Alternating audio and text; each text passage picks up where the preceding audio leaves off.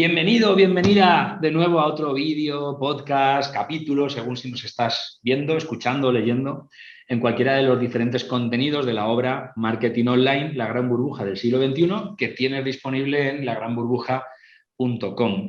Y hoy vamos a hablar de un tema que hemos tocado tangencialmente en otros de los capítulos, pero con una persona que es muy conocedora de esta materia y que nos va a ayudar un poco a entender lo que es esto de la inteligencia artificial, que suena como así a un ente como sabio que está por encima de todos y por debajo de todos, pero bueno, vamos a descubrir un poco qué es esto. Y así que tenemos con nosotros a un gran amigo, se llama Frankie Carrero, actualmente es el director de Data y Analítica de la consultora BAS. Y bueno, fue fundador de otras startups y sabe mucho de esto. Además es profesor en la universidad y está muy metido en el tema de inteligencia artificial. Frankie, muy buenas, ¿cómo estás? Gracias por estar aquí con nosotros. Muy buenas, Javier, ¿qué tal? Estoy encantado de estar aquí, te doy las gracias por haberme invitado y con muchas ganas de participar. No podías faltar, o sea, cuando se habla de inteligencia artificial tiene que estar Frankie Carrero y algunos más como Corti, como Fares, que tienen su punto en todo esto, pero yo creo que tu visión sobre lo que es la inteligencia artificial nos va a ayudar mucho a entender qué es lo que estamos haciendo en el marketing, a entender si estamos subidos dentro de una burbuja o no y un poco a entender cómo tenemos que trabajar en el marketing en el mundo de Internet, ¿no? Así que lo primero que te voy a preguntar es ¿cómo nos explicarías lo que realmente es la inteligencia artificial? Porque creo que hay mucho mito al respecto, creo que hay mucha ciencia ficción al respecto y me gustaría que nos ayudaras a entender qué es realmente la inteligencia artificial y sobre eso vamos construyendo un poco el contenido, ¿te parece? ¿Respuesta larga o respuesta corta? Respuesta para entenderlo, para que mi abuelita, que siempre la pongo de ejemplo, la pobre, nos entienda.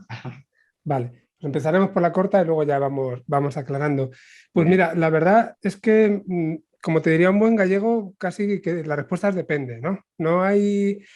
Puede haber un consenso más o menos en lo que es la inteligencia artificial, pero tampoco está tan claro. Y de hecho, si preguntas a diferentes profesionales, cada uno te va a dar una respuesta distinta. Siempre hay matices o incluso nosotros en la cabeza tenemos cosas distintas. Por ejemplo, si lo ves desde un punto de vista de la ciencia ficción, alguien que lea mucha ciencia ficción va a identificar la inteligencia artificial con un concepto muy potente que pueda llegar a hacer muchas cosas y la realidad nos lleva a un concepto que es mucho más ligero, ¿vale? Más soft, porque se pueden hacer menos. Básicamente, si quieres, a mí me gusta mucho una definición que hace Andrew Ng, que es uno de los personajes más reconocidos en el campo de la inteligencia artificial.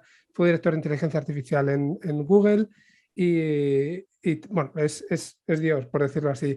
Y da una definición que es súper sencilla y que dice algo así como que la inteligencia artificial es un conjunto enorme de herramientas que permiten que los ordenadores se comporten de manera inteligente. Lo cual, si lo analizas, no dice mucho. Básicamente lo que te está diciendo es, tenemos ordenadores que pueden ejecutar una serie de programas que simulan de alguna forma la inteligencia humana, ¿no? Que realizan tareas que hasta ahora atribuíamos a la inteligencia humana. Pero, A partir de ahí, perdona, mil espera, cosas. Frankie, vamos a ver, yo creo que antes de entrar en esto, ¿por qué no definimos lo que es la inteligencia? Perfecto, pues fíjate, me alegra que me hagas esa pregunta, como te suele decir, porque es que nunca sé si es un paso previo o un paso posterior, pero yo lo suelo definir de forma bastante cercana. Aquí seguramente también podríamos definirla de diferentes maneras, ¿no? En esencia, yo te diría que es algo así como la capacidad que tenemos los humanos, voy a decir, aunque los animales pues, también la tienen en muchos casos, de resolver problemas a los que nunca te has enfrentado, ¿vale? Estamos hablando no es lo fácil o difícil que te resulta hacer algo, sino cómo te resulta de fácil aprender a hacer cosas nuevas sin que necesariamente te las enseñen, ¿no? Estamos hablando de no repetir algo que ha hecho alguien, sino incluso ser tú capaz de llegar a hacerlas. Y de hecho el propio Einstein decía que la medida de la inteligencia es la habilidad que tenemos para cambiar, o sea, de adaptarse realmente a los cambios que tenemos alrededor. Y lo dijo alguien que tonto, tonto no era. No del todo, al menos, efectivamente. Sí, sí, sí. Pues, sin embargo, fíjate que ahora tendría que preguntarte qué es el aprendizaje, ¿no? Porque entonces nos meteríamos en otro espectro para intentar entender qué es esto de la inteligencia artificial, porque fíjate, conoces la película Odisea en el espacio, 2001 Odisea en el espacio, del gran Stanley Kubrick, Por que supuesto. se salió a la luz en el año 68 hablando de lo que sería el año 2000 y hablaba de un superordenador, de una nave que se llamaba HAL, que además era Sí, como una rebeldía que Stanley Kubrick hizo un guiño a IBM porque quiso que patrocinase IBM la película, no sé si tú lo sabes, y sí. como no llegó a un acuerdo, dijo, pues le voy a llamar HAL, que es justo una letra anterior a las letras de IBM, y lo llamó HAL, ¿no? Y veíamos ahí una nave que era un programa que no solo aprendía, sino que casi que sentía y todo, ¿no? O simulaba que sentía. Y yo creo que este tipo de cosas han hecho que el pópulo, como pueda ser yo, la gente de la calle, terminemos pensando que lo que hay debajo de las inteligencias artificiales, de los grandes buscadores, de las grandes redes sociales, de los grandes portales, cuando nos dicen que tienen inteligencia artificial por debajo, que va más allá del algoritmo, Sí. pensamos que es un HAL tomando sus decisiones y que es como un ente abstracto, ¿no? Entonces, por eso te decía, ¿qué es la inteligencia? ¿Qué es el proceso de aprendizaje dentro del proceso de inteligencia? ¿Y qué hay de cierto en que lo que hay debajo de una inteligencia artificial sea un HAL? Y ayúdanos a entender lo que no es inteligencia artificial, a lo mejor. Vale. Bueno, HAL de hecho es algo a lo que todavía no hemos llegado y estamos un poco lejos. Si quieres, para llegar hasta ahí, avanzamos primero por otro de los puntos que comentabas y debajo de un HAL o de cualquier inteligencia artificial, realmente hay dos tipos de enfoques muy distintos y los quiero comentar porque yo creo que también va a desmitificar un poco esa complejidad que a veces percibe la gente, ¿no? Ese poder que le podemos dar a la inteligencia artificial. Normalmente se habla de dos enfoques en inteligencia artificial, que es uno el conexionista y otro el simbólico. Y sin meterme en muchos berenjenales, pero te puedo decir, si quieres, que el conexionista es aquel enfoque que utiliza mucho las matemáticas, ¿vale? Algoritmos matemáticos, muchos números, y es lo que estaría por debajo, por ejemplo, de las redes neuronales o del deep learning, que son términos que a día de hoy se utilizan mucho. Sin embargo, el enfoque simbólico es el que se utilizó primero en la inteligencia artificial, estamos hablando de los años 50 aproximadamente, y es tan simple como que está basado, en su origen más puro, está basado simplemente en reglas que están determinadas por una persona, y de hecho se hablaba de sistemas expertos en su momento, ¿no? O sea, como ves, por un lado tenemos un enfoque que está basado en la experiencia de las personas para que la máquina haga lo que debería hacer una persona, y por otro lado tenemos una manera de aprender a la que se llama Machine Learning, si quieres, hablando de este enfoque conexionista, en la que se aprenden una serie de patrones a partir de un montón de ejemplos de entrenamiento. De forma que cuando veas otro ejemplo que se parece pero que no es exactamente igual, pues seas capaz de resolver ese mismo problema. Pero ya te digo, o hay números, hay matemáticas por un lado, o hay unas reglas por otro. Luego, evidentemente, esto se complica, ¿no? Pero bueno, por tratar de bajarlo mucho a tierra. Entonces, que un gran ordenador termine ganándole la partida de ajedrez al gran Kasparov, denominamos a eso inteligencia artificial, pero realmente es una computación que ha hecho un aprendizaje de una serie de movimientos y de una serie de probabilidades de que, según una serie de movimientos que pueden suceder dentro de una partida de ajedrez, la máquina va a ser capaz de generar todo ese conocimiento y todas esas alternativas de movimientos mucho más rápido que la propia mente del gran Garry Kasparov, ¿no? Efectivamente, efectivamente, e incluso puede llegar a ser capaz bueno, pues de ver movimientos que el propio Garry no hubiera sido capaz. De hecho, hay un ejemplo que me gusta incluso más que el caso del ajedrez, que es más reciente, que es el ejemplo del Go. No sé si lo conoces. ¿No? No. El Go es un juego chino, si quieres parecido al Otelo en el sentido de que se utilizan piedras blancas y negras, aunque el sistema es distinto, pero en Asia es un juego que es, bueno, que es muy importante, es más importante casi que el ajedrez.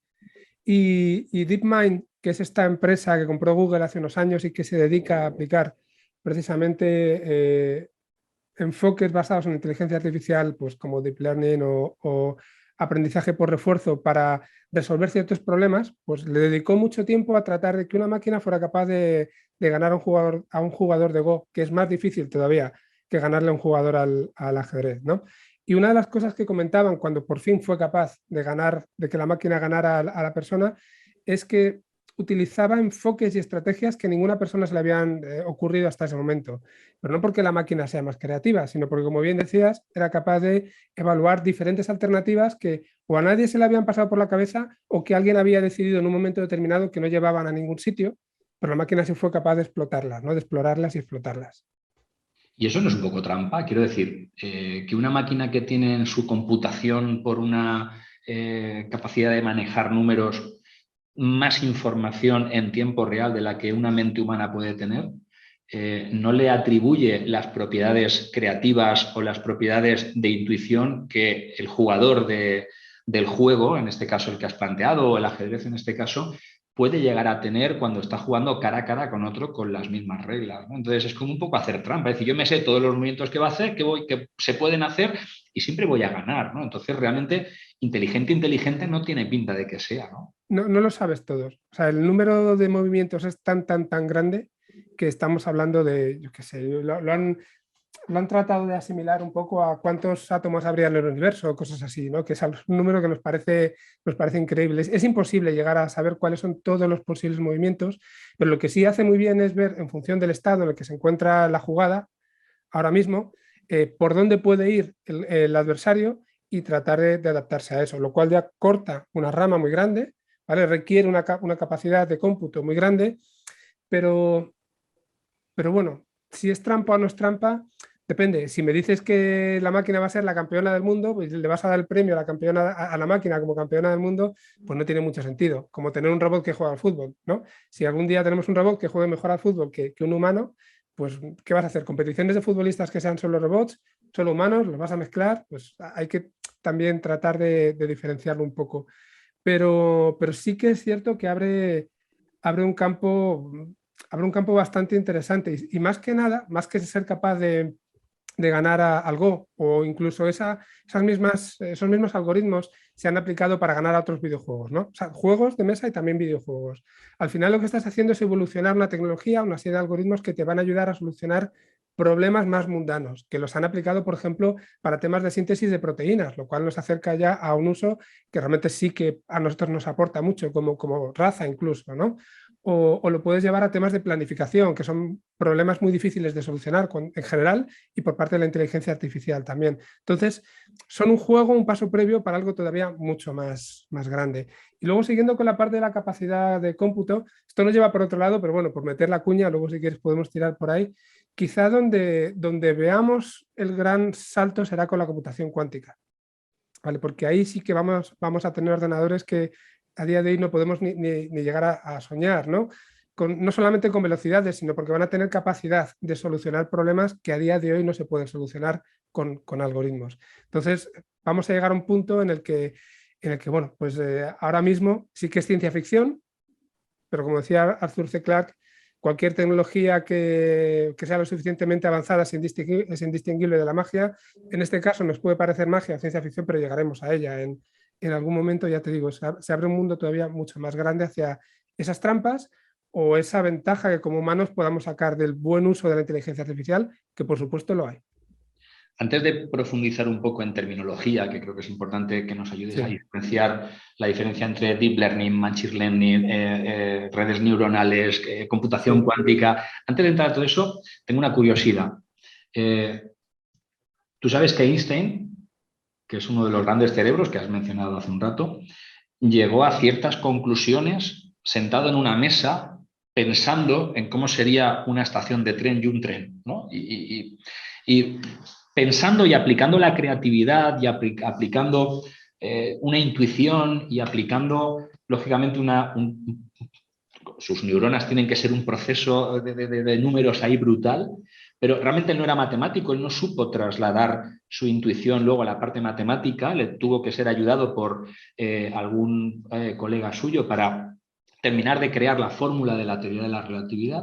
Incluso una vez que la lanzó y empezó a hablar de ella, la modificó como varias veces porque no terminaba de estar muy conforme incluso con sus propios pensamientos, ¿no? Y la estuvo modificando varias veces. Un ordenador, una inteligencia artificial, puede llegar a esa conclusión de que el universo no se mueve como nos han contado, sino que hay una distorsión espacio-tiempo que hace que la gravedad no sea lo que nos han contado desde la época de Newton, sino que sea otra cosa totalmente diferente.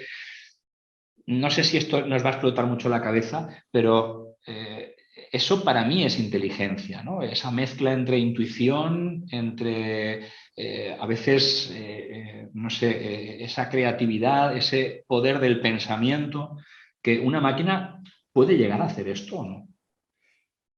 Vale, bueno, lo primero, está bien que saques la palabra intuición porque también es una palabra que a veces da que pensar, ¿no? ¿Qué es la intuición desde el punto de vista de la inteligencia y hasta qué punto no es una inteligencia escondida, ¿no? Que a veces haces algo por intuición sin saber muy bien por qué, igual no eres capaz de explicar por qué has tomado una decisión, pero hay un montón de experiencias, de conocimiento ahí detrás que es la que realmente te lleva, esa es la intuición, ¿no? La que te lleva a tomar esa decisión. Eso en el caso de las máquinas también es un tema abierto. En el caso de la inteligencia artificial es un tema abierto porque hay algoritmos que te permiten explicar el por qué tomas una decisión y hay algoritmos que se llaman cajas negras, ¿no? Que no te permiten explicar, ¿no? Sería casi esa especie de intuición de algo aprendido. Pero bueno, nos ponemos en la idea de que esa intuición básicamente es ese conocimiento que no sabes explicar que tienes ahí. Lo que me estabas contando me trae a la cabeza también la idea perdóname, igual estoy mezclando muchos conceptos, pero esto tiene tanto que intento ordenar las ideas. Siéntete libre, siéntete libre. Me trae a la cabeza lo que son los diferentes niveles de inteligencia artificial y dónde estamos ahora y hasta dónde pensamos que podríamos llegar. Y va a la pregunta que me has lanzado. Primero, antes te he hablado de la inteligencia artificial clásica, ¿no? La clásica, si quieres, son las reglas que alguien ha diseñado manualmente, un sistema experto, y es una inteligencia artificial que no aprende. Tú le das las reglas, la inteligencia artificial las aplica, ¿vale? Para casos que conoce. Si le llega un caso que no conoce, pues te va a dar un resultado que no tiene sentido o simplemente no te va a dar un resultado. El siguiente es lo que llamamos inteligencia artificial débil, que es en la que estamos ahora, ¿vale? Con todo esto del machine learning que ahora explicaremos y tal, ¿no? Y que básicamente lo que hace es aprender correlaciones, y lo simplificamos mucho. Hay más cosas, ¿no? Pero si lo simplificamos mucho, son modelos matemáticos que aprenden correlaciones, además para un solo propósito. Una inteligencia artificial te puede servir para reconocer un objeto en una imagen, pero ese mismo modelo, esa misma inteligencia no te puede ayudar a analizar una frase, ¿vale? Porque son inputs completamente distintos para problemas completamente distintos. O también incluso dentro de un mismo tipo de input, una inteligencia artificial te puede permitir reconocer perros en una imagen, pero no te puede permitir reconocer coches, porque están entrenados para cosas bastante específicas. Esto se va generalizando, pero todavía estamos en este punto de la inteligencia artificial débil porque nos enfrentamos a un solo propósito, no son modelos que puedan aprender de otros tipos de problemas como hacemos nosotros, ¿no? Y no conoce sobre todo las relaciones causa-efecto, no entiende las cosas, ¿vale? No sabe, ahora mismo a día de hoy, cuando una máquina interpreta lo que tú le dices, realmente no te está entendiendo. Se pueden sacar datos de forma estadística de lo que pasa ahí para luego tomar decisiones o replicarlo o lo que sea. Pero GPT-3, que no sé si lo conoces, luego supongo que hablaremos de ello, porque se está utilizando de hecho para temas de marketing a día de hoy. Básicamente es un modelo que permite generar textos en lenguaje natural simulando una persona, ¿no? Simulando cómo lo escribiría un humano, y lo hace muy bien, pero no entiende lo que está contando, lo que está escribiendo. Claro, a eso iba. Es decir, cuando yo estoy vendiendo y estoy en un proceso de venta, me da igual que sea presencial, por teléfono, por WhatsApp, hay una serie de elementos que se producen en la propia conversación que me hacen tener que tomar decisiones en tiempo real, Eso es. que muchas veces las puedo haber aprendido previamente o con esa intuición que tú dices, yo creo que si ahora hablo de precios la cago, ¿no? Entonces te callas. O no, es ahora justo el momento en el que tengo que hablar de precios. Claro que hay una experiencia previa que en mi cerebro y en mi computación cerebral hace que yo pueda ir hacia un sitio o hacia otro, o decir o no decir en un momento dado una frase, una palabra, observando los ojos de la otra persona, observando el tono Sí. de voz. Pero sí que estoy entendiendo lo que está pasando y estoy intentando dar una respuesta a lo que estoy entendiendo que está pasando, buscando un objetivo claro. Entiendo que Garry Kasparov, cuando está jugando al ajedrez, está utilizando los mismos mecanismos que cuando yo estoy vendiendo y está entendiendo lo que está ocurriendo, más allá de las probabilidades que hay de que con una serie de jugadas yo pueda tener más posibilidades de ganar. Está entendiendo lo que está haciendo el otro, si se rasca, si no se rasca, mira, tiene miedo, pues ahora voy a tirar por aquí, le voy a amenazar a la reina porque entonces va a hacer que se ponga nervioso, perderá el foco y le comeré el alfil, ¿no? En la venta pasa un poco parecido. Si dices que la inteligencia artificial de momento no entiende lo que está haciendo, sino que simplemente es capaz de crear cosas a través de un sistema computacional por un aprendizaje que le hemos dado a los humanos, ¿qué es más inteligente? ¿La persona que entiende lo que está haciendo a pesar de que no lo haga con la velocidad que lo hace una máquina? ¿O la máquina que tiene la velocidad para valorar todas las alternativas aunque no entienda lo que está haciendo? Para mí, de momento, la persona. Bueno, básicamente, igual que alguien puede tener mejor memoria, una persona puede tener mejor memoria que otra, sin embargo, demostrar menos inteligencia, ¿no? Son cosas distintas. Al final, aquí tenemos una velocidad de procesamiento que es muy rápida, en el caso de los ordenadores, y que les permite evaluar o hacer más cálculos que los que hacemos nosotros con nuestro cerebro. Sin embargo, nosotros tenemos luego como atajos para poder hacer cosas y capacidades que una máquina no tiene. Por ejemplo, mira, te voy a poner, para entrenar un algoritmo, un modelo que sea capaz de reconocer coches en un montón de circunstancias distintas, igual necesitamos cientos de miles de imágenes, ¿vale? Para que ese modelo funcione muy, muy bien, casi al 100%. Un humano, a lo mejor con 10, 12 imágenes, es capaz de reconocer lo que es un coche. Y de hecho, una de las vías en las que se está explorando y trabajando en inteligencia artificial es justo en eso. Se ha venido hablando los últimos años de Big Data, que se nos ha caído ya la boca de tanto comentarlo, y Big Data está muy bien en muchos casos, pero a veces no solo no es necesario, sino que no se dispone de tanta información y a veces incluso los datos no están bien procesados, se mete ruido y tenemos que empezar a tratar de buscar alternativas para aprender a partir de menos datos, un conjunto de datos más pequeño, porque además crear esas colecciones de cientos de miles o de millones de datos para entrenar es muy costoso, requiere de mucho esfuerzo humano, se introducen errores, se introducen sesgos en inteligencia artificial que llevan a malos resultados también, malas aplicaciones. O sea, hay mucho, entramos ya en aspectos incluso éticos por ahí detrás que también podemos tocarlos después. Pero si quieres, uniéndolo a lo que decías de que la máquina no entiende, que un vendedor sí que entiende y tal, justo ese nivel sería el de la inteligencia artificial general, ¿no? El de aprender las relaciones causa-efecto, realmente tener una visión conceptual de lo que está pasando, ¿no? Entender que hay más alternativas de las que tú le has programado, a lo mejor, y es lo que le acercaría a nuestra inteligencia. Sería además una inteligencia artificial multipropósito. Una inteligencia, por ejemplo, un robot al que tú le puedes enseñar a cocinar y después, por analogía, puede ser capaz de cortarte el césped, por decirte algo, porque sabe que hay una máquina que funciona similar a como funcionaría una batidora, pero que en este caso, en lugar de coger y batir un huevo, lo que estás haciendo es cortar el césped, o cortarte el pelo y cortar el césped, ¿no? Estamos viendo que es una máquina a día de hoy todavía no es capaz, nosotros sí somos capaces, ¿vale? Y para eso a las máquinas aún les queda un cachito, ¿eh? Les queda un trecho. Un Y por cachito, encima de eso, si quieres, es que lo veremos, un cachito es que lo sí, veremos o que lo verán nuestros hijos o nuestros nietos. puede ser que nosotros, mira, en este caso te diría que posiblemente depende mucho de este salto cuántico al que debemos llevar, porque por un lado se avanza mucho en algoritmos, por otro lado necesitamos mayor capacidad de cómputo. Se supone que ese punto de la singularidad cuántica que nos lleve a que realmente tengamos ese tipo de sistemas en el mundo real, ¿no? Aplicables y que nos den esa capacidad, no le quedan tampoco tantos años. Hay quien habla de 5 o 10 años y eso puede ser a lo mejor el detonante para lo que estamos hablando. Pero hay un punto más y aquí sí nos metemos más en ciencia ficción, si quieres, el resto ya no tiene por qué ir por ahí, pero creo que esto sí que da para que nos vuele la cabeza, porque por encima del concepto de inteligencia artificial general estaría el de superinteligencia. Y es que tú imagínate que llegamos a tener una inteligencia que sea bueno, pues tan buena, tan potente como la humana. ¿Qué pasa si empieza a ser un poco más? Si tenemos máquinas ya más inteligentes que los humanos. Esas máquinas son creativas, pueden sacar teorías, pueden teorizar sobre el universo, lo que estabas diciendo tú antes. Seguramente nosotros ya no tengamos que investigar o seremos menos útiles que esas máquinas. Esas máquinas crearán nuevas máquinas, nuevos teoremas, nuevas físicas, nuevas, no lo sé, cualquier cosa. Y eso es lo que nos puede llevar a un punto en el que tomarán conciencia o no, No lo sé, pero sí que serán dominantes, sí que serán mejores que nosotros y habrá que ver qué es lo que pasa después de ese tema o de ese punto. Si llegaremos ahí, ya no lo sé.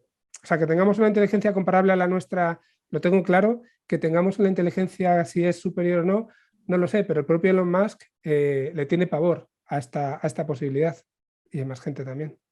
Por, por tocar un poco el tema que has dicho de la ciencia ficción, pero volviendo luego al mundo terrenal, que es el que yo creo que Sí, tenemos que fijarnos ahora, eh, y metiendo un poco la filosofía, yo no soy filósofo, pero me gusta de alguna manera sí. leer temas de filosofía, pero no soy ningún experto ni nada, no me meto en terrenos que no me toca, pero si hablamos de eso, ¿dónde radica el sentimiento del humano, ¿no? Ese sentimiento, esa emoción, que por mucho que esa inteligencia pueda llegar a esa superinteligencia de la que hablas, no sé si la inteligencia artificial llegará a tener ese propósito con el que muchas veces es el que nos mueve a hacer las cosas, es el que nos motiva a pensar o no pensar, a hacer o no hacer, a buscar y a ser curioso. Eso es un poco lo que a lo mejor nos diferencia de cualquier superinteligencia artificial de la que estás hablando a nivel de ciencia ficción. Eh, que es lo que nos separaría de cualquier máquina. Al final está implícito en el propio ser, ¿no?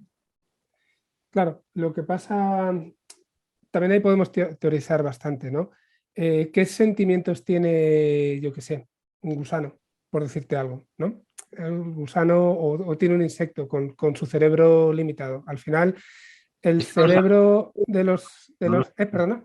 que no lo sabemos, el sentimiento que tiene un gusano. Claro, no lo sabemos, no sabemos si lo tiene o no lo tiene. Si no lo tiene, pues tienes una máquina mucho menos evolucionada, que en este caso está hecha de células, está basada en el carbono, pues todo esto que decimos siempre, y ha evolucionado a lo que somos nosotros y en principio supone que evolucionará algo todavía más complejo, ¿no? Llegaremos a ser más inteligentes o no lo sé, me lo invento.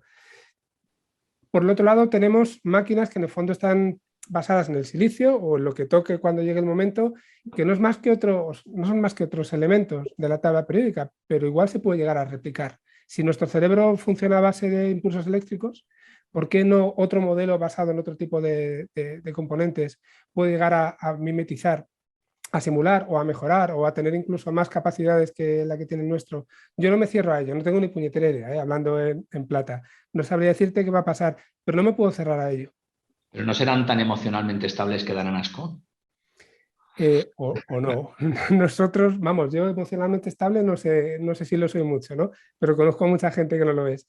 Porque seas más inteligente no tienes por qué ser más emocionalmente estable. Igual eres más, no lo sé, más paranoico o más psicópata, no tengo ni idea. Es muy curioso y muy interesante todo esto, pero vamos a la Vamos a tierra. centrarnos, sí, Vamos al efectivamente, marketing, que porque es lo si no, malo. hay gente que estará pagando el podcast ahora mismo y está diciendo estos dos pirados que Sí. dejen de fumar, por favor, y que se centren, ¿no? Eh, Ayúdanos a entender la diferencia entre computación cuántica, redes neuronales, Big Data, Machine Learning, Deep Learning, porque Big Data, porque son cosas diferentes, ¿no? Y todas están conectadas de alguna manera o no. Necesitamos entender esto. Danos luz. Vale, se mezcla un poco churras con merinas ahí, ¿no? Hay un poco de todo. Pero bueno, sí que es verdad que todo está unido. A ver, si quieres empezamos por la parte del Big Data, porque al final vamos a ver que la inteligencia artificial sigue normalmente, sobre todo el Machine Learning sigue un proceso de construcción de inteligencia artificial que es como bastante estandarizable y bastante fácil de comprender. Si dejamos de lado la inteligencia artificial que se compone de reglas, ¿vale? La vamos a olvidar porque hemos dicho que no aprende. Podríamos darle vueltas a eso, pero básicamente es más simple y nos metemos en un concepto como el de Machine Learning, que repito, Machine Learning lo que hace es aplicar algoritmos para aprender patrones a partir de conjuntos de ejemplo, se llaman conjuntos de entrenamiento, aplica patrones que luego puede utilizar para resolver problemas que son muy similares. Si yo he visto, como te decía, tengo un algoritmo que ha visto 100.000 imágenes de un perro y ha entrenado un modelo, si a ese modelo le das un perro que nunca ha visto, pero se parece a los perros que tenía en el conjunto de entrada, te lo identificará como un perro también. ¿Vale? Es algo tan sencillo como eso. Entonces, tenemos por un lado que necesitamos unos datos para poder entrenar el modelo. ¿Y cómo conseguimos esos datos? Es un problema, pues casi te diría que el más, no sé si el más importante, pero desde luego el que más tiempo consume. Se suele decir que para entrenar un modelo de Machine Learning, el 80% se te va en tener los datos identificados, obtenidos de forma correcta, limpios, preprocesados, que estén balanceados, que no haya sesgos. Hay un montón de cosas que hay que hacer para asegurarte que los datos son los adecuados y luego aplicas una serie de algoritmos que a día de hoy pues son bastante sota, caballo y rey. A nivel de aplicación en la empresa o en este caso en el marketing. Hay algoritmos bastante conocidos que funcionan bastante bien. Si tienes los datos adecuados te van a generar ese modelo con el que tú luego ya en producción tomas las decisiones. Por ejemplo, si esta persona me va a comprar, si le tengo que recomendar tal producto, si le tengo que enviar un email para activarle no sé qué campaña, ¿vale? No sé qué acción. Una vez que está entrenado, repito, ya puede tomar esas decisiones. Pero el proceso es, primero, pasa por los datos, pasa por ver qué algoritmo es el más adecuado y pasa por construir el modelo. Entonces, cuando hablamos de Big Data, estamos hablando prácticamente de una tecnología que me permite gestionar una gran cantidad de datos, que hace años no era posible, ¿vale? Pero me permite gestionar una gran cantidad de datos y a partir de ahí ya pasarle todos estos algoritmos y construir el modelo. No sé si me he explicado. Sí, sí, perfectamente. Entonces, estás hablando de Big Data y de Machine Learning, ¿no? El Machine Learning, efectivamente, el Machine Learning no es más que una disciplina dentro de la inteligencia artificial, ¿vale? Uh-huh. Si dividimos dentro de todo el paraguas de la inteligencia artificial, Machine Learning es una disciplina que está dentro y hay un montón de algoritmos dentro del Machine Learning.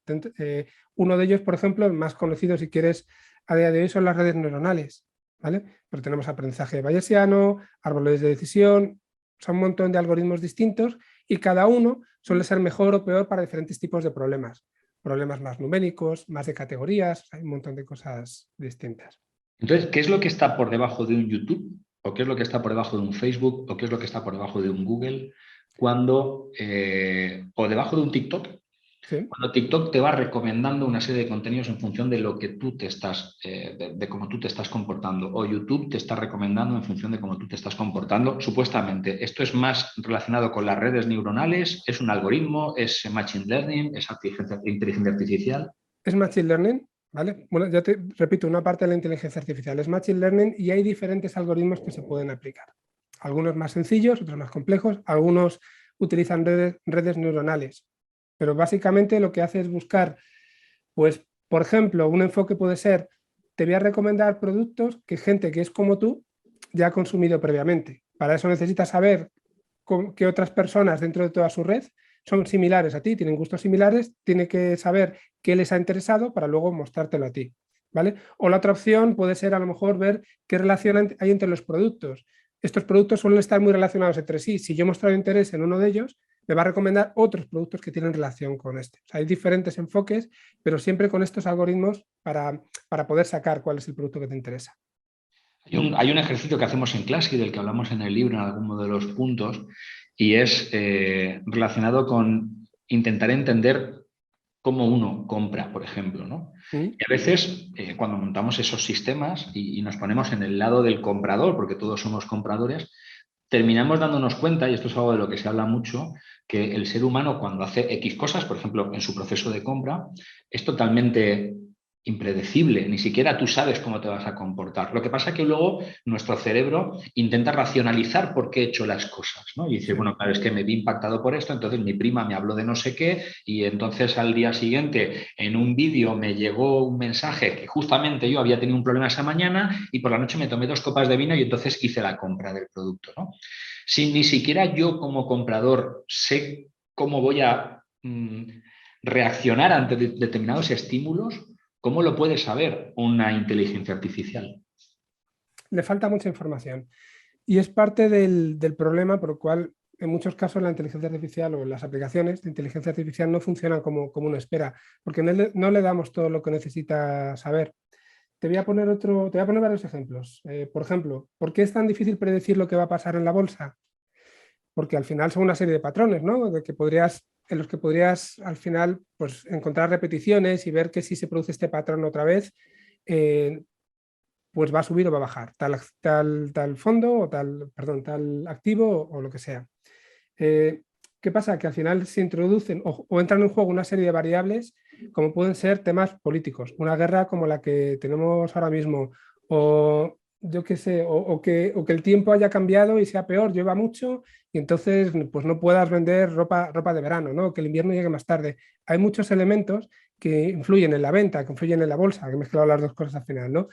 y que normalmente los modelos basados en inteligencia artificial no se suelen tener en cuenta. De la misma forma que si hablamos de e-commerce y hablamos de un modelo que está siguiendo el comportamiento del usuario en la web, ¿no? Para ver cuál va a ser ese producto que le puede interesar, si hay posibilidad de que compre, si le tengo que hacer un descuento y tal. Pues un vendedor en una tienda física que está hablando contigo, te está viendo la cara y está viendo si estás animado, si con tu expresión, si te gusta lo que te está enseñando, lo que te está contando. O sea, percibe una serie de reacciones tuyas, comunicación verbal y no verbal, que la máquina no tiene. Entonces, por mucho que aprenda una serie de patrones, no tiene toda la información que necesita para poder mejorar sus decisiones. ¿Qué ocurre? Que por estadística, a lo mejor, con este tipo de algoritmos, somos capaces de mejorar un 10% en las ventas, que ya es bastante, es un impacto muy grande para una tienda, simplemente teniendo esta poquita información, sin conocer los sentimientos de la persona, sin conocer sus gustos, ¿no? en condiciones, sin poder interactuar por medio de una conversación. Si tuviéramos eso, igual el incremento de ventas sería el doble, no sé, iríamos a un 100%. Pero bueno, esta inversión nos lleva un 10% y a día de hoy nos contentamos con ello. Siempre y cuando al compararlo, ese 10% de incremento, supuesto incremento gracias a esa inteligencia artificial, nos está costando un 40% más de inversión pública. Eso es. Entonces, eso es. Sí, o sea, efectivamente el ROI es otro tema en el que debemos entrar. No solo podemos, sino que debemos. Pero al final, te lo digo para eso, para que veas que no podemos llegar al punto que nos gustaría simplemente porque no tenemos todos los datos que necesitamos. Vamos a entrar entonces en el tomate, ahora ya marketing e inteligencia artificial, porque después de toda la explicación que nos has dado, que a mí me está aclarando muchísimo todo esto, creo que es muy peligroso que nos creamos las cosas tal y como nos las han contado, y es un poco de lo que va el libro, ¿no? Quiero decir, Facebook, por mencionar, Facebook, TikTok, me da igual, cualquier red social, sí. Se le presuponen una serie de atributos, una serie de conocimientos, una serie de magia a veces, por los cuales muchas personas que están haciendo sus anuncios confían en que, no, tú hazlo de esta manera porque Facebook sabe quién va a comprar. Tú hazlo de esta manera porque los amigos de quien te ha comprado o gente parecida a los amigos de quien te ha comprado tienen más probabilidades de que te compren que si esto lo hicieras de otra manera. Pero claro, si ni siquiera el que ha comprado sabe por qué ha comprado, si ni siquiera los amigos saben cómo se comportan, imagínate los que son parecidos según lo que pueda identificar Facebook como parecido, su lookalike o como lo queramos llamar, ¿qué hay de cierto en todo esto entonces? Ese 10% ocurre porque hay una, digamos, velocidad de computación por debajo que hace que llegues a más gente que probabilísticamente puedan a lo mejor en un momento dado poder estar más cerca de un momento de compra y que ganes ese porcentaje del que has hablado, o porque realmente Facebook, con la información que tiene, es capaz de saber a quién le tiene que mostrar el anuncio en función de quién tiene más probabilidades de comprar. Te digo, Facebook, Google, TikTok, quien sea. Sí.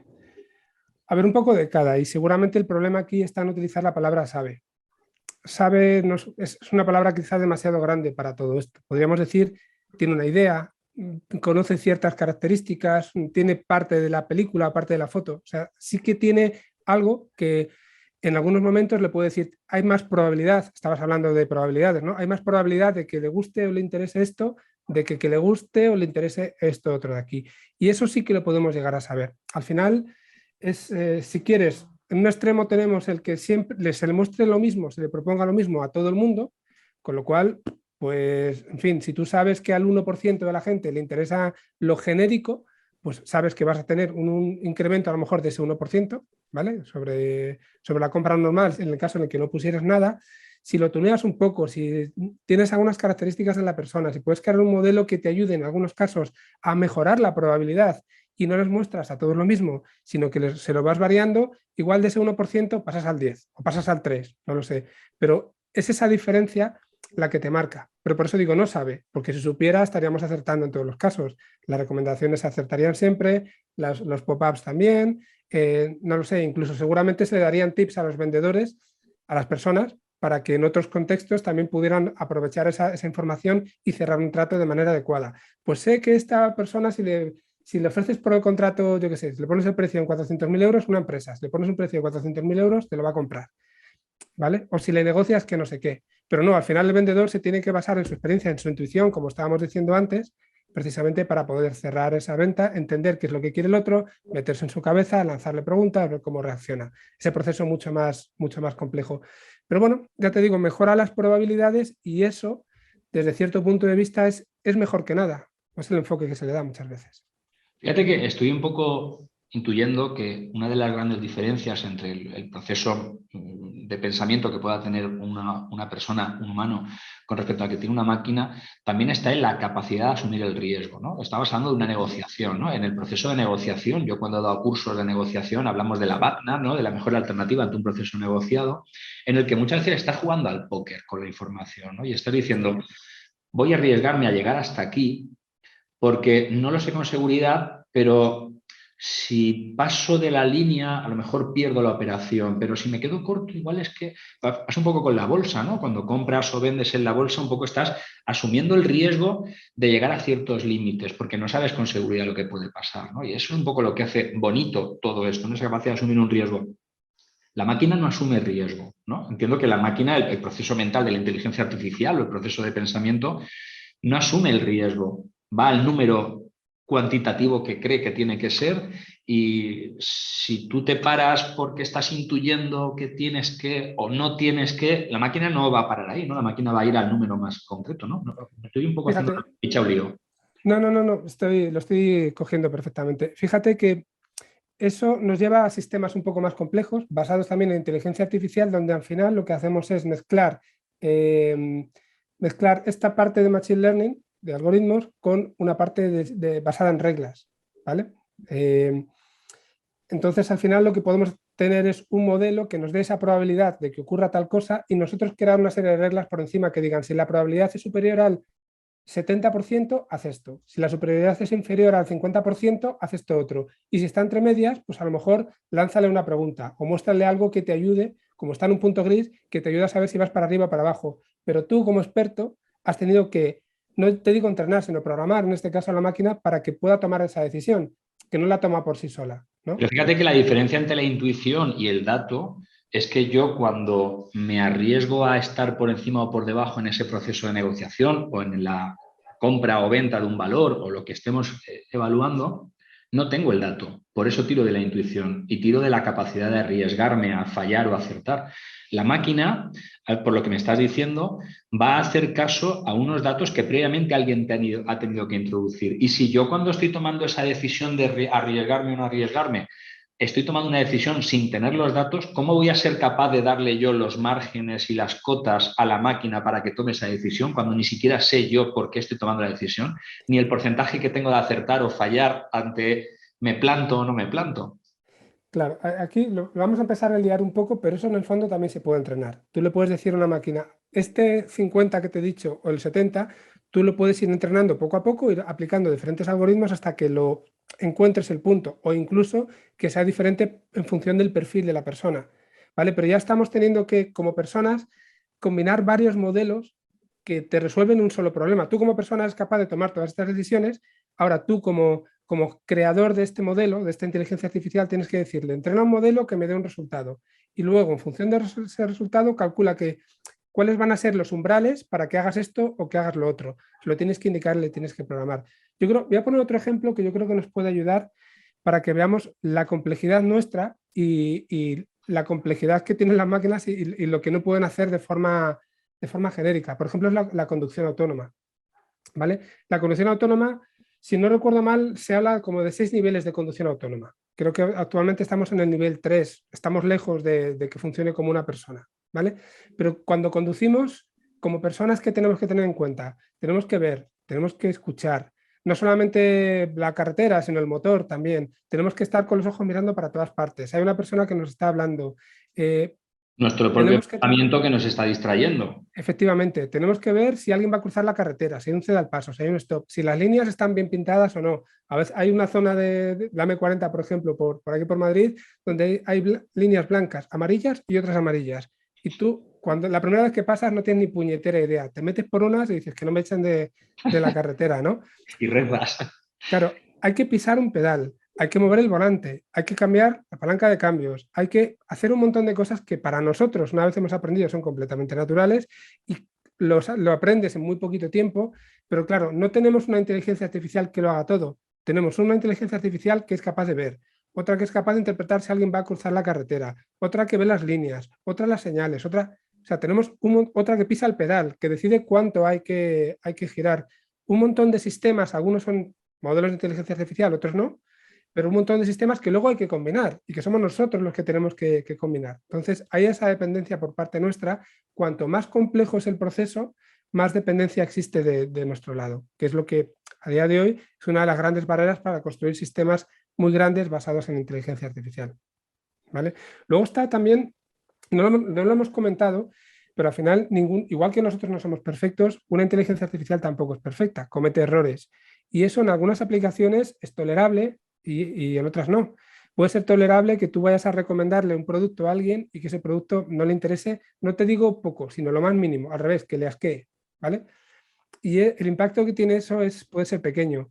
Ahora, que tú tengas un modelo que tenga que identificar una enfermedad de una persona a partir de un tag, por ejemplo, y que se equivoque, eso puede suponer su muerte, ¿no? Entonces, tenemos también modelos con diferentes umbrales, con diferentes impactos y a los que muchas veces no le podemos fiar la automatización. Es decir, no podemos hacer directamente lo que salga del modelo, sino que tiene que ser una ayuda para que nosotros tomemos decisiones.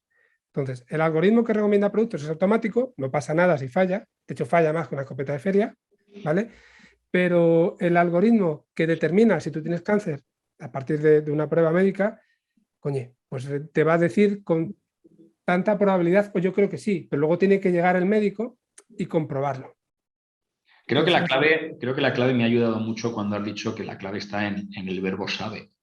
Ajá, Una cosa es sabe y otra cosa es hay probabilidad de que esta sea la mejor alternativa, ¿no? claro. Entonces, ¿no crees que al marketing le ha hecho mucho daño que a los anunciantes se nos transmita que la máquina sabe?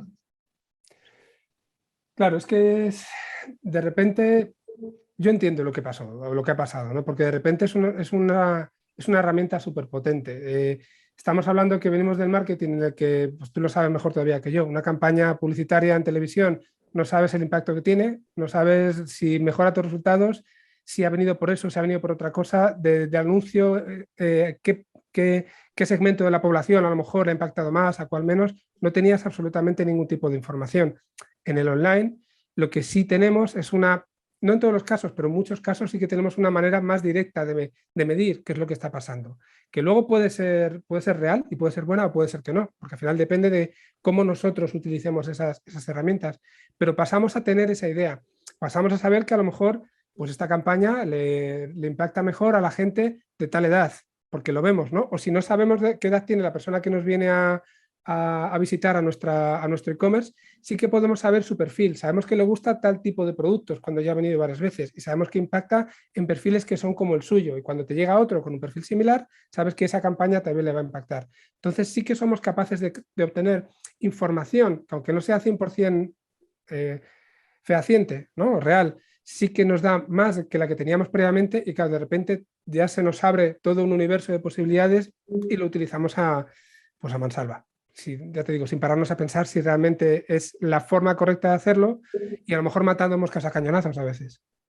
Pero está demostrado que incluso los datos que vemos en una plataforma de análisis de información, ya sea Analytics o la de Adobe o la que sea, tampoco es real. Es decir, está tan, digamos, tan troceado, tan segmentado el por dónde entran los datos, que podríamos incluso asegurar que esos 16.000 usuarios únicos que tengo en un momento dado realmente son muchos menos de los que parecen ser, porque ninguna de estas plataformas es capaz de reconocer realmente al usuario cuando entra desde diferentes dispositivos por diferentes motivaciones, porque entonces me lo dijo mi prima, lo vi en la radio, entré desde el móvil, pero luego me acordé porque pasó una mosca y entré desde el ordenador del trabajo en un sitio que no está conectado a mí. Y esas dos entradas de repente tenemos dos entradas, una que viene por un referral, otra que viene por tráfico directo, que son dos personas diferentes cuando realmente es la misma y no ha entrado por ninguna de las razones por las que creemos que ha entrado. Por tanto, si el dato ya está mal recogido, y es un poco lo que comentabas del Machine Learning, si el dato ya está mal recogido porque las plataformas no son capaces de recoger bien el dato y tampoco saben el por qué se ha producido algo, ¿qué conclusión podemos sacar de que esa máquina ha aprendido algo que realmente luego ese aprendizaje le dé una capacidad de reacción adecuada a lo que buscamos en nuestros objetivos? Pues una conclusión que no es que se errónea en cierta medida, pero seguramente con un error menor que el que teníamos antes. O sea, básicamente es reducción de incertidumbre, afinar un poco el tiro. Si antes teníamos un embudo así, a lo mejor ahora lo tenemos de esta manera, pero por lo menos es más fácil que lleguemos a donde queremos llegar. Sabemos que hay una buena parte de ese embudo en la que no vamos a acertar, pero en otra sí. Y es verdad lo que tú dices. ¿Cómo voy a saber, si no sé que eres la misma persona cuando me has llegado desde el móvil o desde la web, cómo voy a poder recomendarte de forma adecuada, ¿no? También es cierto que al final muchas veces te basas en que las visitas que tienen una mayor recurrencia, la gente que viene más veces a tu web, cuando en tu e-commerce se puede. Si vendes coches no puedes. Al final te compras un coche cada 10 años y ya está. La próxima vez que vuelvas no te va a recordar, ¿no? Pero en productos que son de mayor recurrencia, pues en ese caso sí puedes saber que alguien ha venido un montón de veces, normalmente viene desde el mismo dispositivo o tiene dos, pero utiliza los dos mucho y entonces tiene dos perfiles que sí pueden tener suficiente información y a ellos a lo mejor les puedes acertar más, pero claro, la gente que viene las visitas que son muy recurrentes son un porcentaje pequeño de todas las totales. Entonces al final te vas dejando casos fuera. Dices, venga, esto no me importa, esto tampoco. Como además las visitas con mayor recurrencia son las que tienen una mayor tasa de conversión, pues incluso al llegar al final de todo dices, venga, me quedo con estas porque no solamente tengo mucha información, sino que tengo una mayor tasa de conversión y me interesan. Y bueno, pues si no te engañas, sabes que simplemente estás mejorando un poco. Si te engañas, crees que tienes todo solucionado. Y ahí es donde está el problema, ¿no? Desde mi punto de vista. La clave está en no engañarnos, ¿no? Quizás un poco. O sea, es decir, Sí, mejor tener un mal dato que no tener un dato, pero sabiendo que incluso ese mal dato es malo. Es decir, es malo, pero por lo menos tengo un dato sobre el que trabajar y no creerme que la máquina sabe, ¿no? Esas serían un poco las claves o las conclusiones de lo que sería la inteligencia artificial aplicada al marketing, ¿no? Por algún lado. claro, hay que al final, por eso te decía, el verlo como un sistema de ayuda a la decisión. Todo lo que tiene que ver con los datos, al final nosotros tenemos que entrar a interpretarlo de una u otra forma o a mejorar ese proceso que te decía de adquisición de datos, de limpieza, de preprocesamiento, ¿no? Si utilizas todos los datos, pues igual estás metiendo mucho ruido. Si tú, de todos los datos que te entran, te quedas de primera solamente con aquellos pues que tienen un volumen mínimo. Por ejemplo, yo no considero la información de una persona hasta que no me ha venido 3 veces a mi web y me ha visitado por lo menos 10 páginas, por inventarme un par de números. Si metes también dentro de todo tu sistema de procesamiento aquellas personas que han venido una sola vez y han visto una sola página, metes mucho ruido, no te proporciona información, tienes muchos datos y vas a llegar seguramente a conclusiones que son peores que de la otra manera. Entonces, hay mucho trabajo que hay que hacer y claro, cuesta hacerlo. Necesitas gente preparada, necesitas invertir dinero, necesitas tener un conocimiento que muchas veces no tienes interno o delegarlo en alguien de fuera que te resulta caro también y no te quieres meter en ese berenjenal.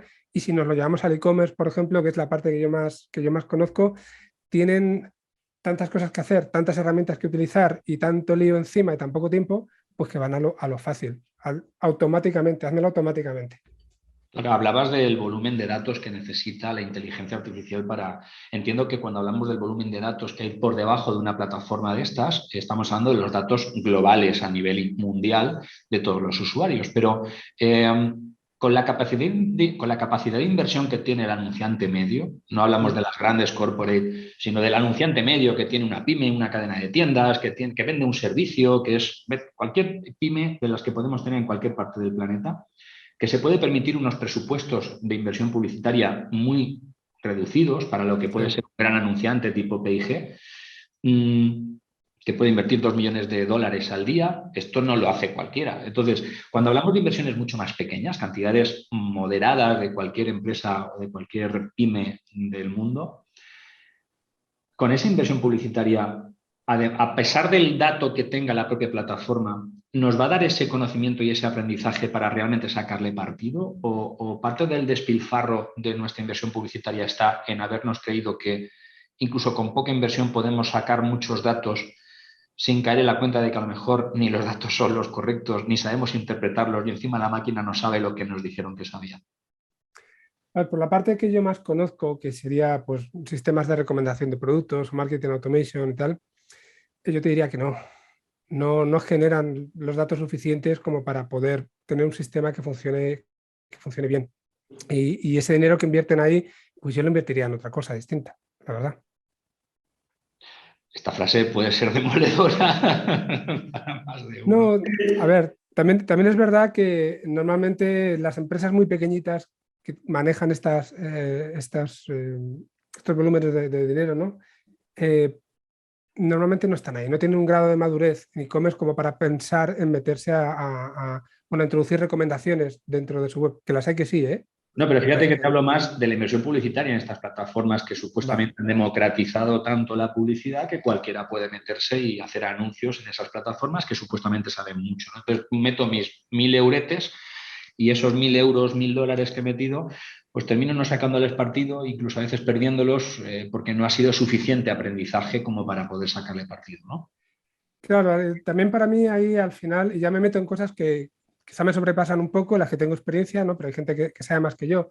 Si metes ese dinero, consigues llevar a un montón de usuarios a tu web, luego está el siguiente paso, que es conseguir convertir, fidelizarles, ¿no? O sea, hay una serie de pasos. Si tú inviertes todo ese dinero y luego no eres capaz de hacer nada con toda la gente que va a tu web, porque realmente lo has invertido en ese primer paso, pues igual estás cometiendo un error. Igual deberías invertir la mitad y otra mitad en el siguiente paso. Siempre se dice que o muchas veces se dice que para una empresa recién creada con muy poquito volumen, lo primero que hay que hacer es traer tráfico y traer tráfico. Y luego ya te apañarás para convertir. Yo nunca lo he visto así del todo. O sea, desde que traes tráfico tienes que empezar a convertir, porque aprendes desde el principio cómo funciona, ¿no? Cuál es el perfil de tus clientes y bueno, pues vas sacando más partido desde el principio. Prefiero tener un ratio de conversión el doble con la mitad de visitas que tener, o sea, sí, imagínate, prefiero tener un ratio de conversión del 2% con 100 visitas que del 1% con 200 visitas. Personalmente, creo que a la larga me va a ser más rentable que lo otro. Sí, transformar esa frase de Steve Blank de sal a la calle, transformarla por trae algo de tráfico, pero habla con esa gente, ¿no? Y tiene ese Eso proceso es. más one-to-one con quien has conseguido traer. No te creas que Facebook con tu dinero te va a traer al comprador ya comprando, te va a traer gente, ya veremos qué pasa con esa gente. Intenta conversar con ellos, intenta entender qué es lo que está pasando con esa gente que Facebook te está trayendo. Digo Facebook por decir una plataforma que puede ser cualquiera, ¿vale? Un Google, un lo que sea. Pero no delegar, como decía Descartes, no delegar la verdad en una plataforma o una inteligencia artificial porque probablemente ahí no conseguiremos nuestros objetivos, ¿no? Eso es. Eso es. Al final tú vas a ser el dueño de tu negocio, tú eres el que tiene que tomar esas últimas decisiones que las máquinas no las pueden tomar por ti, como estábamos diciendo, y para generar ese conocimiento que te lleva a la intuición, ¿no? Esa experiencia, necesitas estar muy en contacto, el analizar los datos, entenderlos bien y bueno, pues ya te digo, personalmente creo que es mejor poner una buena parte del énfasis ahí desde el principio que retrasarlo hasta que ya tienes un tráfico adecuado. Que a lo mejor me equivoco, es mi visión. Aquí todos nos podemos equivocar, no somos inteligencia artificial y por eso hacemos debates, ¿no? Para intentar, como decía Platón, del debate y de la contraposición de dos ideas, intentar llegar a una superior y bueno, por lo menos con ese proceso de pensamiento y tomar nuestras conclusiones, ¿no? Pero, y ahora ya por terminar, porque luego la gente me dice, dices que duran una hora y siempre te pasa, ¿no? Por intentar terminar, me gustaría saber cuál es tu punto de vista sobre el objetivo de esa inteligencia artificial, porque supuestamente la inteligencia artificial, hablo de las plataformas publicitarias y hablo del marketing online, ¿no? ¿Vale? Supuestamente el objetivo de estas plataformas, de estas acciones, de estas herramientas, de esta inteligencia artificial es ayudar al anunciante a vender más y mejor Uh para -huh. que tu dinero sea más rentable. Sin embargo, me encuentro con un dato que en alguna de las charlas que he tenido con otros expertos me ha dado un poco de escalofríos, ¿no? Y es que cuando te das cuenta que realmente la maquinaria que hay por debajo genera más dinero cuanto más impacto tiene publicitario, es decir, cuanto más inventario publicitario genera, más dinero genera. Con lo cual, ¿cuál es el objetivo de esa inteligencia artificial? ¿Realmente es ayudar al anunciante a conseguir sus objetivos de venta ¿O el objetivo de esa inteligencia artificial es conseguir mayor inventario publicitario al coste que sea para rentabilizar más la propia plataforma precisamente con el dinero de los anunciantes? Yo te diría que ambos. Y te diría seguramente que la prioridad posiblemente sea conseguir mejorar los resultados de la propia plataforma y crearles una sensación a los anunciantes de que están consiguiendo dinero. ¿Vale? Lo cual es un poco trampa, ¿no? También. Claro, efectivamente, pero bueno, es como el propio concepto de marketplace, ¿no? Al final el hecho de que tú en Amazon tengas un montón de vendedores a los cuales les dices que todos van a vender un montón porque en Amazon se vende todo y donde al final dependes del posicionamiento de cada vendedor, de los precios, de un montón de cosas, les estás creando una falsa ilusión. Están metiendo mucho dinero, ¿vale? Están metiendo muchos recursos, al final que ganas Amazon y les estás creando esa falsa ilusión. Pues aquí igual, aquí estás tirando, estás jugando en este caso con las inversiones de los anunciantes, que cuando tienen mucha pasta seguramente lo pueden eficientar, cuando tienen poca pasta, lo que estabas diciendo tú antes, pues no son capaces de hacerlo y al final, bueno, pues el que gana es la banca siempre, eso como el casino. Pero fíjate qué miedo da el pensar que con esa inteligencia artificial, si mi objetivo prioritario es el inventario publicitario y para conseguirlo tengo que hacer cautivo al usuario de ese inventario publicitario, eh, este pensamiento de que no, hay que ser bueno y hacer el bien cuando realmente lo que estás viendo es que está generando, como vimos en el documental, no sé si lo has visto, de Netflix, del dilema de las redes, Mm. donde terminan haciendo cautivo al usuario para que sea tipo Matrix. Al final somos generadores de energía los usuarios, porque Sí. nos enchufan a la Matrix, hacen que nosotros generemos energía, que es el inventario publicitario realmente, para que ellos ganen el dinero del anunciante, pensando, como tú dices, tienen que tener la sensación de que están siendo rentables sus inversiones publicitarias cuando su objetivo es hacer cautivo al visitante, que al final es el producto, ¿no? Da un poco de miedo pensar que esto puede llegar a ser así, porque dices, y entonces la honestidad, ¿dónde está, no? Uf, pero es que casi te diría, ¿y dónde no es así? ¿No? Me viene otro ejemplo a la cabeza, más mundano si quieres, que son los videojuegos y los videojuegos de móviles, ¿no? Donde en muchos casos ellos lo que están buscando es que te entretengas y les pagues por entretenerte, o lo que están buscando es que te tires un montón de horas y les compres las cajitas para ver qué te sale ahí y te dejes la pasta. Pues evidentemente lo ven como un negocio y lo que hacen es tratar de meter todos los mecanismos que ellos pueden para engancharte, para que pases mucho tiempo, para que al final te decidas por pagar, por comprar determinados elementos, ¿no? En función del videojuego.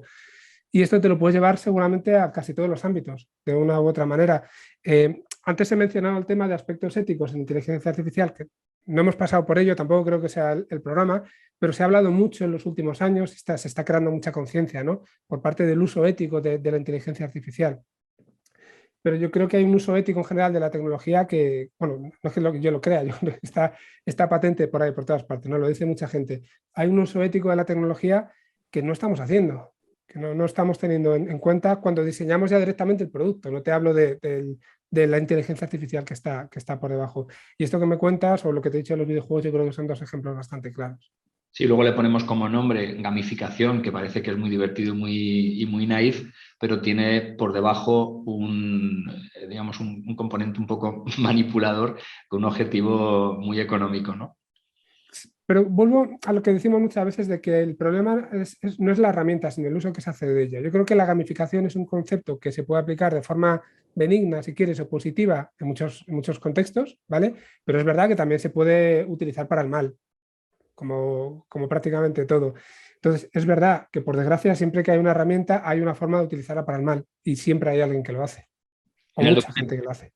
en el documental de Netflix, del dilema de las redes, algunos de los creadores de algunos de los procesos de inteligencia artificial que había por debajo de las diferentes plataformas llegaron un poco a dar así como una pincelada de que tenían la sensación de que eso les había superado a ellos y que esos algoritmos o esa inteligencia artificial había llegado a puntos a los que ni siquiera ellos tenían pensado que querrían llegar y un poco como que les hizo ver, me tengo que apartar de aquí, esto no es lo que yo quería con esto. ¿Esto es cierto o tú piensas que aquí ya se están metiendo un poco en la parte más romántica de yo me lavo las manos y me voy porque...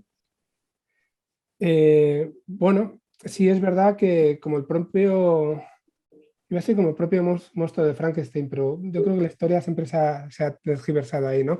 En cualquier caso, tú puedes crear una obra de la que luego puedas renegar, efectivamente, porque esa obra no sea lo que tú querías, no se utilice, pues yo qué sé, cuando hablamos de la bomba atómica, ¿no? Originalmente en su concepción, a lo mejor todas esas investigaciones iban para otro fin que podría ser más positivo también. Sin embargo, se desarrolló la bomba atómica. A partir de ahí, evidentemente, muchos de los que investigaran en esas tecnologías al principio, pues renegarían de ellas y así fue.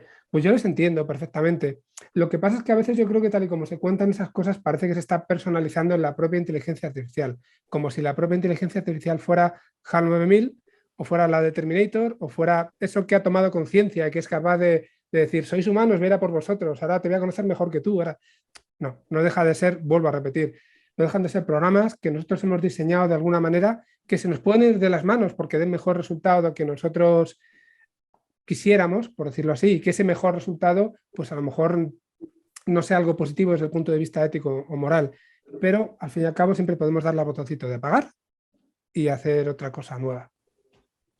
Pues me ha encantado todo lo que nos has contado. Ha sido una de las charlas que creo que más chicha le he podido sacar porque yo tenía muchas dudas y muchas lagunas con todos estos temas. Y creo que aplicados al marketing me llevo esas reflexiones, ¿no? Él sabe, que a lo mejor no sabe todo lo que creemos o nos dicen que sabe, que posiblemente sepamos más nosotros si queremos saber, si después del usuario que nos viene por esa supuesta inteligencia artificial, hablo con ese usuario y le pregunto, oye, ¿tú por qué has venido? ¿No? ¿Qué es lo que te motivó a venir y por qué me has comprado o por qué no me has comprado? Y sobre todo me quedo también con ese proceso de que creo que va a seguir siendo necesaria la intuición en el proceso de marketing, en el proceso de venta, en el proceso de creación de conceptos publicitarios, esa intuición, esa creatividad, que por lo que dices las máquinas todavía están lejos de poder llegar a esto y por tanto los algoritmos que hay por debajo de todas estas plataformas pues están lejos, ¿no? de que nos creamos las cosas un poco con su justa medida. ¿Crees que explotará la burbuja o que seremos capaces de controlarla para sacarle realmente el partido que tenemos que sacarle? Eh, ya sabes, hay muchos intereses creados por detrás y mucha empresa muy grande con mucho dinero y entiendo que es difícil, pero al final todos los imperios caen. Entonces, más que pensar si explotará, es cuándo explotará y de qué forma. Si vendrá algo peor o vendrá algo mejor como resultado de eso, ¿no? Entonces, bueno, pues diremos que sí. Pues muchísimas gracias, Frankie, también por mojarte ahí y por todo tu conocimiento de muchos años y por esa cabeza que tienes, que ya quisieran muchas inteligencias artificiales llegar al proceso mental que estoy convencido que tienes ahí dentro en ese coco. Te lo agradezco un montón. Yo me lo he pasado genial, como siempre que hablo de estos temas. No tenía muy claro si podría ayudar tanto a toda esta parte del marketing que estabas comentando y es verdad que nos hemos centrado en muchos otros aspectos alrededor de la inteligencia artificial, pero bueno, si te ayuda a ti y ayuda a los oyentes también y a los que lo lean después en el libro a entender un poquito mejor la inteligencia artificial en general y ver pues cómo se puede usar bien y mal para todo esto que estamos hablando, el marketing en este caso ya me doy por satisfecho. Repito, te agradezco mucho que me hayas invitado y aquí me tienes cuando necesites. A ti, así que y a todos los demás, muchísimas gracias por seguir ahí. Nos vemos en el próximo capítulo, vídeo, podcast, según nos estés escuchando, viendo o leyendo, de la obra Marketing Online, la gran burbuja del siglo XXI en lagranburbuja.com. Muchas gracias y hasta la próxima.